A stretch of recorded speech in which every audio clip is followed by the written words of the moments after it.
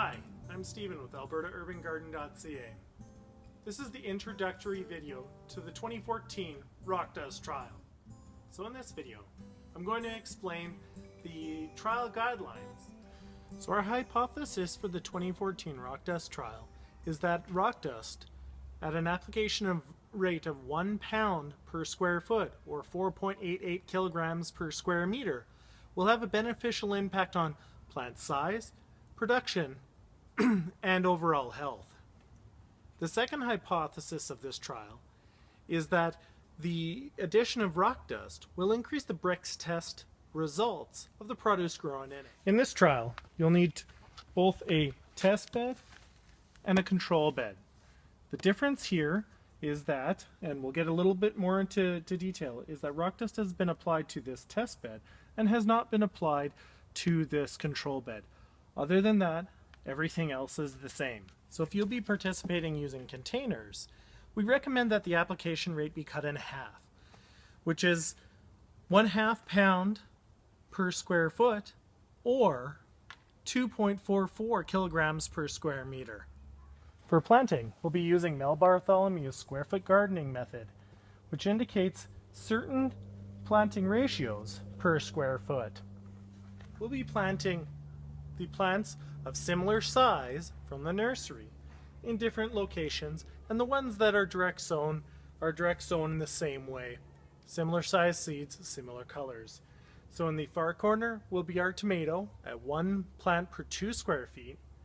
In this corner, we're going to have our small-bodied sweet pepper, and then we're going to add things like kale, carrots, and beets as well, which will likely be direct sow. Because you can't typically make your own rock dust at home, you'll need to acquire your own. For a 4 foot by 4 foot bed, you'll need 16 pounds of rock dust to apply.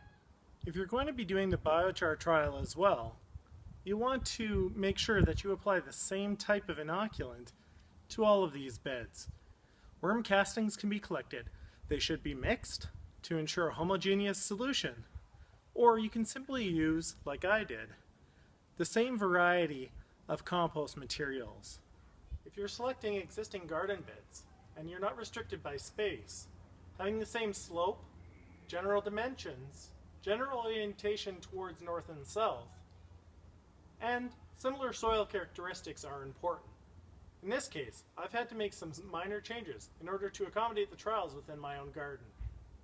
If you're going to use containers, get similarly sized containers and place them in an area that has the same amount of sun for all of them. When amending the beds, 1 pound per square foot of rock dust, and you're going to want to mix that into the top 5 inches or 13 centimeters. When planting your garden, come up with a template first. This can be a helpful tip to avoid shading issues. Plant the larger tomatoes and peppers on the north side of your bed to avoid shading each other. And make sure that they're all of the trial and the control beds are planted the same way. When selecting plants from the greenhouse, ensure that they're roughly the same size, diameter, and are absolutely the same variety. You'll be starting your seeds indoors. Make sure that the potting soil is a homogeneous mixture, and none of them are amended with anything. You want to select 3 seeds that are roughly the same size, color, and dimensions. Selecting the first one that comes up with true leaves. If 2 come up with true leaves at the same time, then select the one that is the tallest. If you're growing these seedlings underneath lights, randomly assign their location, and weekly continue to randomly reassign their location.